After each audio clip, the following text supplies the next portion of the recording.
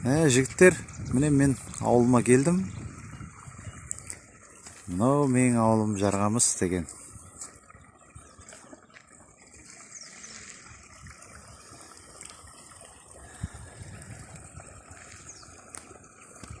Мынау Кәдірқұл бұлағы.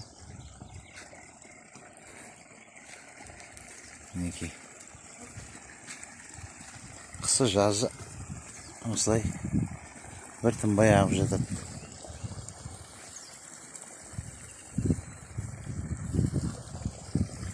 Мінекей.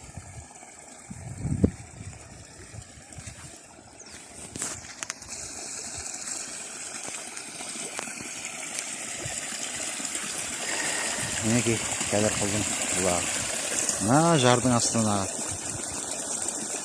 Осы жардың астынан ағып келіп, осы одан ағып, Жем өзені мынаның ар жағында, Тоғайдың сол Жем өзеніне барып құяды.